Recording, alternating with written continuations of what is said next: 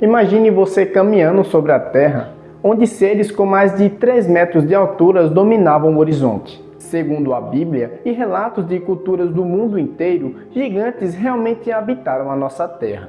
Em Gênesis, no capítulo de número 6, no verso 4, vai dizer: Ora, naquele tempo havia gigantes na terra, e também depois, quando os filhos de Deus possuíram as filhas dos homens, aos quais lhes deram filhos. Estes foram valentes, varões de renome na antiguidade. Hoje, aqui no Curiosamente, nós vamos desvendar os segredos dos gigantes bíblicos e das lendas que desafiam a ciência e a fé. Você está pronto para encarar o desconhecido? Então, vem comigo. Desde os primórdios da humanidade, a ideia de seres gigantescos povoa o imaginário coletivo. Eles aparecem em mitos gregos, nórdicos, indígenas, africanos e, claro, nas páginas da nossa Bíblia. Mas por que tantas culturas diferentes criaram histórias sobre esses seres gigantes?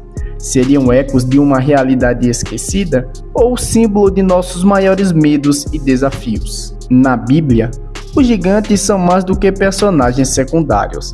Eles aparecem em momentos decisivos, como no livro de Gênesis, onde os Nefilins são descritos como homens de renome, frutos de uma união entre os filhos de Deus e as filhas dos homens. Mas quem eram esses seres misteriosos?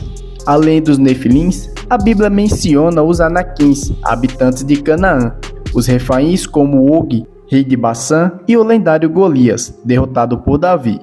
Cada um desses nomes carrega histórias de poder, medo e batalhas épicas. A identidade dos Nefilins é um dos maiores enigmas da teologia. Existem 3 grandes teorias sobre quem eram os filhos de Deus, que deram origem a esses gigantes. Teoria 1. Anjos caídos.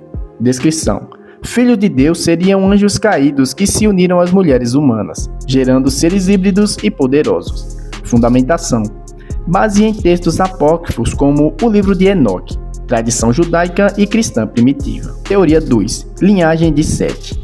Descrição: filhos de Deus seriam descendentes piedosos de Sete, que se misturaram com as filhas dos homens da linhagem de Caim. Fundamentação: ênfase na corrupção moral e social, defendida por Agostinho e teólogos posteriores. Teoria 3 e a menos aceita, reis tirânicos. Descrição: filhos de Deus seriam reis ou nobres que abusaram do poder, tomando mulheres à força e gerando uma linhagem de opressores. Fundamentação: interpretação baseada em paralelos, com mitologias antigas e títulos reais.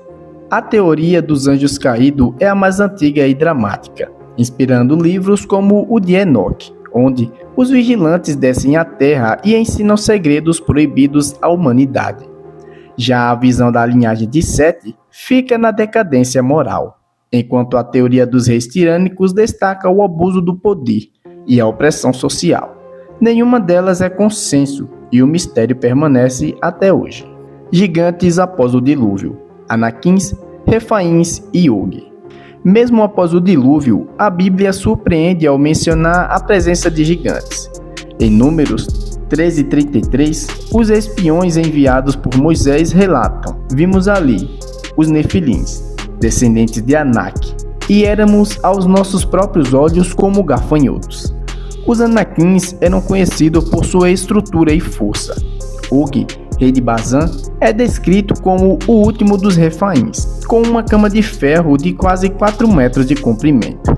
Golias, o filisteu de Gate, teria cerca de 2,90 metros, segundo algumas tradições. Esses relatos reforçam que a ideia dos gigantes era uma ameaça real e temida. O livro de Enoque e textos apócrifos, os vigilantes e a rebelião celestial. Fora do canone bíblico, o livro de Enoque aprofunda a história dos gigantes.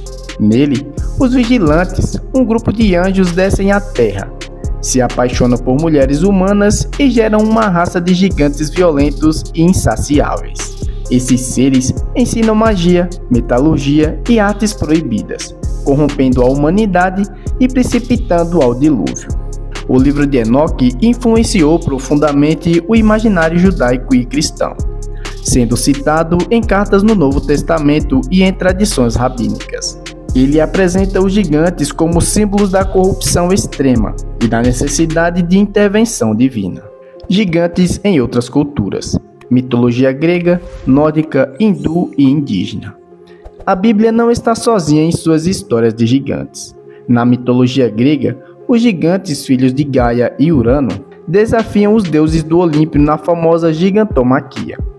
Na tradição nórdica, os Juntuns são seres de força descomunal, muitas vezes em guerra contra os deuses. Na Índia, os Asuras são titãs colossais que desafiam o equilíbrio cósmico. Povos indígenas das Américas também contam histórias de gigantes ancestrais, guardiões ou ameaças à humanidade. Essas narrativas espalhadas pelo mundo sugerem que o fascínio pelos gigantes é universal. Eles podem simbolizar força da natureza, desafios heróicos ou medo do desconhecido. Alguns estudiosos acreditam que a descoberta de fósseis de grandes animais pré-históricos podem ter alimentado esses mitos ou essas verdades. Arqueologia. O que dizem as evidências? Mas afinal, existe alguma evidência arqueológica de que gigantes realmente existiram?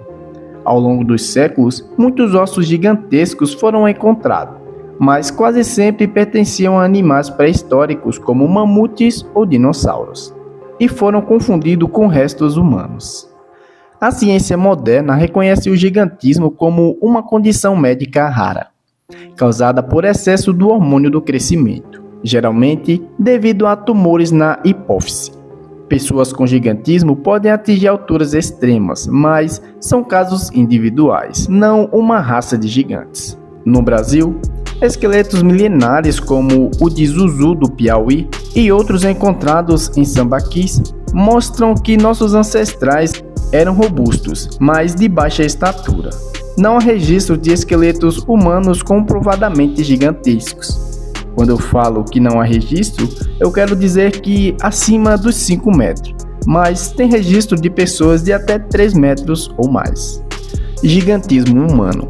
A ciência por trás dos gigantes. Mas e os casos reais de pessoas gigantes? O gigantismo é uma condição causada por tumores na hipófise, como eu já mencionei, levando à produção excessiva do hormônio do crescimento. Crianças com gigantismo podem crescer muito além da média, enquanto adultos que desenvolvem acromegalia com o aumento das mãos, pés e traços faciais.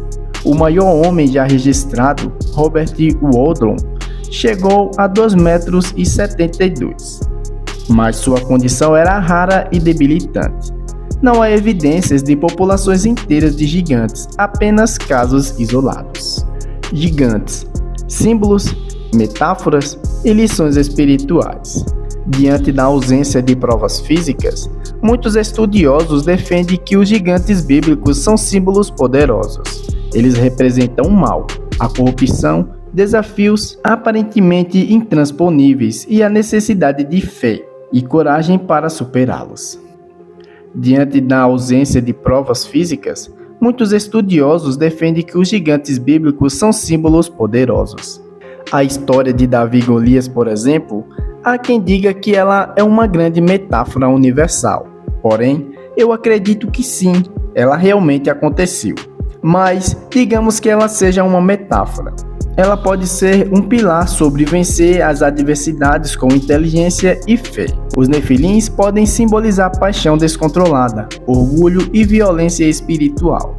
O tema dos gigantes divide opiniões até hoje. De um lado, há quem defenda a literalidade dos relatos bíblicos. Do outro lado, estudiosos que veem neles apenas metáforas ou lendas. A arqueologia até o momento não encontrou provas conclusivas de uma raça de gigantes humanos, mas segue revelando detalhes fascinantes sobre o passado. A ciência exige evidências sólidas, mas a fé e a tradição valorizam os significados simbólicos e espirituais das histórias. O importante é manter a mente aberta, um olhar crítico e respeitoso pelas diferentes interpretações. O que os gigantes nos ensinam? No fim das contas, os gigantes da Bíblia e das lendas antigas nos convidam a refletir sobre nossos próprios desafios. Eles nos lembram que, por maiores que sejam os nossos obstáculos, sempre há espaço para a coragem, a fé e a busca pelo conhecimento, seja como símbolo, personagens históricos ou mitos universais. Os gigantes continuam a inspirar, assustar e fascinar a humanidade. Mas e você?